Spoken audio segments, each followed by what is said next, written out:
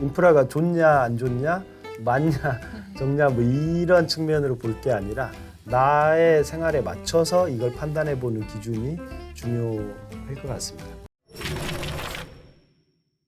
네, 본부장님 반갑습니다. 네.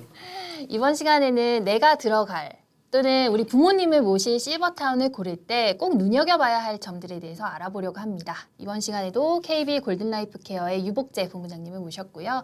실버타운 고를 때 꼭 주의해야 할 점 5가지 좀 알려주세요, 본부장님. 실버타운은 이게 뭐 며칠 가는 이런 곳이 아니고 오랜 기간 지속적으로 생활하는 곳이기 때문에 여러 가지 비용적인 측면에서부터 먼저 좀 말씀을 드리는 게 맞을 것 같고요. 비용 수준이 합리적인지 본인이 이 비용을 지속적으로 뭐 부담할 수 있는지 당연히 이걸 제일 먼저 이제 체크를 해야 될 것 같고, 여러 가지 뭐 부대 시설과 커뮤니티를 이용하는 비용이 있는데 이것이 선택해서 이용하는 비용 체계인지 아니면 모든 것이 동일하게 그냥 이용을 하든 안 하든 동일하게 요금이 부과되는 형태인지 이런 부분들을 좀 잘 따져보시는 게 좋겠다고 생각이 되고요. 나는 수영도 싫어하고 뭐 대중 목욕탕 가는 것도 싫어하고 해서 뭐 스파에 대한 니즈도 없고 이런데 그런 비용들이 과도하게 기본 비용에 반영돼서 비용이 높아져 있다라고 하면 사실은 거기는 본인이 선택하기에 이제 적절한 실버타운은 아니라고 생각이 됩니다. 그래서 어떤 본인의 기본적인 생활 라이프 스타일과 이런 것들에 비춰서 서비스 인프라들을 살펴보는 게, 그러니까 인프라가 좋냐 안 좋냐, 맞냐 적냐 뭐 이런 측면으로 볼 게 아니라 나의 생활에 맞춰서 이걸 판단해 보는 기준이 중요할 것 같습니다. 그리고 이제 예를 들면 식비 같은 경우도 어떤 곳은 의무식을 뭐 30식만 하는 곳도 있고 어떤 곳은 60식 하는 곳도 있고 어떤 곳은 90식을 하는 곳이 있는데, 나는 생활 중에 대부분 친구들과 만나서 밖에서 외식을 한다라고 했을 때는 90식 의무식을 부과하는 곳은 그만큼 낭비 요소가 되는 거죠. 그런 분들은 의무식 수가 이제 최소화된 이곳이 맞을 거고. 의무식이라는 게 정확히 어떤 거예요? 의무식수라는 거는 사실은 이제 운영자 입장에서는 뭐 식사 서비스를 제공하기 위해서 여러 가지 인프라도 세팅을 하고 직원도 세팅을 하고 해야 되고, 이게 기본적으로 운영이 되기 위한 최소한의 조건을 충족을 하기 위해서 실버타운에 생활하시는 동안 드시든 안 드시든 이만큼의 비용은 내야 된다는 그 의미로 이해를 하시면 될 것 같아요. 그럼 두 번째는 어떤項目이죠? 두 번째는 이제 규모나 이런 것들이 내가 생활하기에 적절한지를 잘 따져보는 게 좋을 것 같고요. 활발한 활동이 없고 뭐 가족들이 찾아올 가족들이 많지도 않고 한데 굉장히 큰 공간에 가서 이 실버타운은 주거 면적 공간이 비용에 직접적으로 미치는 영향이 굉장히 크거든요. 뭐 우리 일반 가정도 마찬가지지만 굉장히 큰데 하루 생활하고 뭐 자고 내지는 이제 부대 시설에서 몇 가지 프로그램 정도 하는데 너무 큰 생활 공간이거나 이러면 막 또 이것도 뭐 비용하고 연결되지만 그런 공간은 적절치는 않고 나에게 꼭 이제 필요한 정도의 수준의 공간이 제공되는 시설인지 그런 부분을 보는 게 중요하다고 생각이 됩니다. 세대수도 굉장히 중요하다고 들었어요. 통상적으로 뭐 100세대에서 200세대 중심의 실버타운들도 있고 요즘 나오는 것들은 뭐 500세대에서 1000세대 사이 뭐 이렇게 이제 대형 세대도 있고 오히려 1000몇백 세대 되는 이제 그런 것도 있는 걸로 아는데, 그건 이제 좀 본인의 진짜로 이렇게 취미일 같은데, 난 정말 조용한 그런 공간이 좋다라고 하면 조금은 더 아담한 곳에 이제 부대 서비스도 이렇게 많지 않은 곳에 가시는 게 좋을 것 같고, 그게 아니라 나는 뭐 크고 좀 여러 사람들과 교류하고 싶다라고 하면 많은 세대수가 있는 곳에 가시는 게 좋지 않을까 싶습니다. 세대수가 많아지면 거기에 근무하는 인력들, 전문 인력들도 많아져서 좋은 건 아닌가요? 근데 대부분 이제 그거는 입주 세대 수에 비례해서 직원들을 뭐 이렇게 배치를 하기 때문에 규모가 크고 직원들이 많으면 여러 가지 인력 운용의 장점들이 있을 수는 있겠죠. 근데 그렇다고 이렇게 뭐 규모가 작다고 해서 뭐 인력이 또 배치가 안 되고 이러는 건 아니기 때문에 어느 정도 비율에 따라서 이렇게 배치가 되기 때문에 그런 부분도 뭐 고민은 해봐야겠으나 크게 중요한 요소는 저는 아닐 것 같습니다. 100세대만 넘으면 네네. 어느 정도 괜찮다 네. 이렇게 보시는군요. 네. 그리고 또 눈여겨봐야 할 점 어떤 거 있을까요? 사실은 고령자분들이시고 건강의 어떤 변화가 좀 뭐 급속하게 이루어질 수 있는 분들이시기 때문에 의료기관 접근성 이런 것들 한번 보시는 게 좋을 것 같고요. 보통은 한 15분, 20분 이내에 접근 가능한 뭐 상급 의료기관들이 있는지 이런 부분들 요소를 한번 따져보시는 게 좋을 것 같고, 더불어서 그 실버타운 내에서도 그런 것들을 연계하기 위한 서비스나 통상적인 건강관리 서비스가 어떻게 제공이 되는지 이 부분을 같이 따져보시는 게 좋을 것 같습니다. 기본적으로는 어느 정도의 건강 케어가 이루어지나요? 안에서?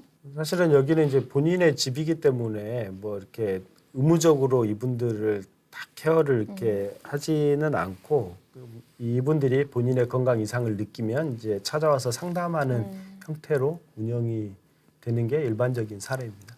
또 눈여겨봐야 할 건 어떤 점들이 있나요? 사실 이제 운영사가 또 얼마나 이제 신뢰할 수 있는 운영사인가 이 부분 좀 잘 보시는 게 좋을 것 같고요. 최근에 이제 실버타운들이 급격히 많이 늘어나고 있는데 서비스 실버타운에 한번 입주하신다는 거는 그러니까 지속적인 이제 서비스 이용을 전제로 한 선택인데, 그러니까 지속적으로 이 서비스를 제공할 수 있는 운영사인지 운영사의 어떤 신뢰도나 이런 부분을 따져보는 게 중요할 것 같고, 운영사의 신뢰도는 사실 이제 그동안 이렇게 서비스를 제공해왔던 내지는 이 실버타운을 운영해왔던 어떤 이력 이런 것들을 통해서도 좀 확인을 할 수도 있을 것 같고, 이제 그 운영 주체의 어떤 사업 영역이나 이런 것들을 기반으로 한 신뢰도, 평판 이런 것들을 같이 따져보시는 것이 좋을 것 같습니다. 요즘은 이제 뭐 분양 형태가 금지돼 있긴 한데 이것도 최근에 이제 다시 또 재검토한다라고 보도는 있었지만, 어찌되었건 입주는 했는데 서비스가 부실하거나 관리가 안 되거나 이런 문제들이 기존에 이제 실버타운들에 많이 있었던 걸로 알고 있거든요. 그런 측면에서 보면 운영사의 신뢰도를 잘 보는 게 중요할 것 같습니다. 이제 실버타운의 성공한 사례, 실패한 사례 이런 게 나눠놓은 자료도 봤었거든요. 그런 실패한 사례를 봤을 때 실버타운 운영이라든지 서비스 제공에 전문적이지 않은 것으로 보이는 이제 그런 사업자가 이렇게 했던 이제 사례들이 있는 걸로 볼 때 운영 주체들은 조금 더 이렇게 신중하게 살펴보시면 좋을 것 같습니다. 맞아, 지금은 분양형 실버타운이 지금 금지돼 있는데 정부에서 이거를 이제 풀어주기로 가닥을 잡은 것 같아요. 네. 그럼 이제 실버타운의 그런 소유권을 사는 이제 네. 그게 가능해질 텐데 이때 좀 주의해야 될 점, 반드시 좀 봐야 될 점 어떤 게 있을까요? 이게 이제 분양으로 갔을 때는 결국은 고객들은 그렇죠. 이게 자산을 취득하는 형태가 되기 때문에 이 자산 가치의 증감, 이렇게 등락에 민감하실 수밖에 없을 것 같거든요. 결국은 자산 가치 이 부분을 뭐 배제할 수가 없기 때문에 그 부분을 제일 좀 신중하게 살펴봐야 될 것 같고, 그것보다 더 앞서서 기존에 이제 분양형이 있다가 금지됐던 이유는 어떤 서비스 제공이 이렇게 부실화되거나 사업성이 없다는 이유로 부실화되거나 중단되거나 이런 사례들이기 때문에 분양형이라고 하더라도 이 서비스 제공이 안정적으로 지속될 수 있는지 좀 그 부분을 중요하게 보는 게 저는 중요할 것 같습니다. 자녀들은 상담 오면은 어쨌든 제일 중요하게 생각하는 건 거리 뭐 이런 것도 많이 볼 것 같아요. 거리도 저는 중요한 문제인 것 같고요. 아무리 좋은 실버타운이라도 가족으로부터 멀어지면 이게 고립감이 심화될 수밖에 없고, 그 가족과의 단절, 고립 이런 것들을 피하려면 제일 중요한 요소는 물리적으로 가까운 거리에 있는 거라고 생각이 듭니다. 아무리 자주 찾아가고자 하는 마음이 크더라도 물리적으로 거리가 멀면 그게 점점 이제 가기가 어렵게 되는 게 일반적인 상황이니까 좀 가급적 자녀들과 가까운 곳, 예를 들어 도시, 그러다 보니까 이제 가급적이면 도심 이런 고민을 하는 게 좀 합리적이지 않은가라고 생각이 됩니다. 제가 이번 자료 조사를 하면서 주변 분들에게 여쭤보니까 공통적인 실버타운에 대한 좀 부정적인 인식들이 있더라고요. 정말 네. 그런지 좀 여쭤보고 싶어요. 일단 첫 번째는 실버타운 하면 나이가 들어서 정말 뭐 혼자 살기 힘들 때 들어가는 곳이지 않냐 이런 인식들이 있던데요. 이제 어떤 컨셉의 실버타운이냐에 따라서 조금 달리 봐야 될 부분들이 있을 것 같고요. 액티브 시니어를 굉장히 중요하게 표방하는 그런 실버타운들이 많이 등장하고 있거든요. 실버타운은 이제 법적으로는 60세 이상의 분들이 입주하실 수 있는 곳이고요. 실제로 액티브 시니어들을 이렇게 표방하는 실버타운들은 대부분 60대에서 이제 70대 중반 정도까지가 주 입주하는 그 계층인 걸로 파악을 하고 있습니다. 그러면 여기 실버타운에 거주하시면서 경제활동을 하시는 분들도 꽤 되시겠어요. 그렇죠. 요즘 이제 아까 말씀드렸지만 굉장히 이제 다양한 연령층들이 들어오시는 거고 실제로 요즘 뭐 60대는 물론이고 70대 초반까지도 경제 활동을 그러니까요. 하시는 분들이 왕성하게 하시는 분들이 많으시잖아요. 네.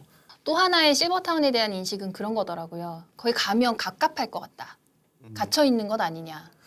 그거는 이제 정말 선입견이라고 생각이 되고요. 네. 실버타운은 어떤 이렇게 수용하는 시설의 개념이 아니고 말 그대로 본인의 집입니다. 나가고 들어오시고 하는데 어떠한 통제나 이런 것들이 있지 않기 때문에 그게 갑갑하다라고 이렇게 하는 거는 말 그대로 선입견이라고 생각을 합니다. 그 외 여러 가지 부대 시설과 뭐 커뮤니티 시설들을 좀 같이 하고 있고 거기에 입주하신 분들은 이런 공간들을 다 이렇게 같이 조명하시면서 사용하시는 거기 때문에 어떤 세대 전용 면적 기준이 절대적인 뭐 이 본인이 생활하시는 공간이다라고만 볼 수는 없을 것 같습니다. 마지막으로 또 제가 많이 들었던 그런 인식들이 뭐였냐면은 노인들끼리 같이 모여 있으면 네. 오히려 더 무기력해지고 또 건강이 나빠질 것 같다 이런 말씀들도 하시더라고요. 나이가 들수록 젊은 사람들과 이렇게 부대끼며 살아야 에너지도 얻을 거다 이런 얘기도 하시고. 뭐 어떤 부분에 저도 뭐 그런 이야기들은 종종 듣는데 뭐 실버타운이라든지 요양시설 관련한 운영 사업을 하면서 조금 다른 견해를 하나 가지고 있는 거는 집에 계시는 게 더 무기력할 것 같아요. 집에 혼자 계시는 게 그게 무기력한 모습에서 탈피하고자 실버타운이나 이곳으로 옮기시는 거지. 이렇게 돌봄이 필요한 경우에도 집에 있는 것보다는 전문가의 케어를 받는 게 저는 맞다고 생각을 하고 그래서 오히려 실버타운에서 같이 생활하시는 게 여러 가지 즐거운 생활을 하실 수 있는 그런 길이 아닌가 생각이 됩니다. 지금 한국의 그런 초고령화 이런 추세를 보자면 앞으로 실버타운은 어떤 의미를 가질 거라고 보세요? 전체적으로 우리나라는 현재 실버타운 내지는 뭐 이제 노인 복지주택 공급이 굉장히 부족한 상황이고 일본이나 미국 같은 경우 보면 노인 인구 일본 같은 경우가 노인 인구의 한 3%, 미국 같은 경우 노인 인구의 한 5% 수준으로 이 주거 서비스 인프라가 공급이 돼 있다라고 하는데 저희는 한 0.1%에서 0.2% 정도 수준밖에 지금 확보가 안 돼 있다라고 보거든요. 노인복지주택만 한정하면 0.1%고 여기에 양로시설까지 포함하면 0.2% 정도밖에 안 돼 있는데 그래서 실제로 고령자들이 선택할 수 있는 어떤 주거 서비스 공간이 너무 현재는 빈약하다라고 생각이 되고 이분들이 처음에 말씀드렸지만 여러 가지 불안과 불편에 직면했을 때 선택할 수 있는 좀 주거 서비스 인프라들이 있어야지 본인의 집을 떠나지 않고 오랜 시간 건강하게 좀 생활하실 수 있다라고 생각이 되고 그래서 그런 급증하는 이제 후기 고령자 이런 측면을 고려했을 때 좀 빠른 속도로 이런 주거 서비스 인프라를 확보할 필요가 있다고 생각이 됩니다. 전반적으로 모든 국민이 나이가 들면 노인이 되고 고령화가 되는데 기존의 이제 실버타운들은 사실은 조금 이제 양극화가 있죠. 흔히 말하는 저희가 말하는 이제 노인 복지주택 실버타운들은 굉장히 고가의 보증금과 높은 이제 생활비를 가지고 있고 또 양로시설은 이제 정부나 지자체에서 이렇게 생활비를 지원하는 이제 그런 좀 저소득층을 위한 이제 이런 모델로 굉장히 양극화가 돼 있는데 이런 부분에 있어서 모든 국민이 나이 들어가는 거기 때문에 조금은 더 보편적인 이제 서비스 모델들이 나올 필요가 있다고 생각이 되고 그 일본 같은 경우는 일본도 이제 똑같이 저희처럼 이제 고령화가 먼저 진전됐고 그렇죠. 후기 고령자 급증하면서 이제 서비스 고령자 주택이라는 그 모델을 만들었다고 들었거든요. 2011년, 12년에 일반적인 그냥 뭐 고급스러운 실버타운이 아니라 대다수의 국민들이 이용할 수 있는 약간의 케어 기능이 조금 더 강조된 이제 서비스 고령자 주택이라는 걸 정책적으로 추진을 하면서 현재까지 한 30만 호 확보했고 향후에도 또 한 30만 호 확보해서 60만 호를 또 추가로 확보하는 게 이제 그런 목표다라는 이야기를 최근에 들었었는데 그런 식으로 조금 더 많은 이제 보편적으로 좀 이렇게 이용할 수 있는 그런 실버타운 모델들이 좀 빨리 고민이 돼야 된다고 생각을 하고요.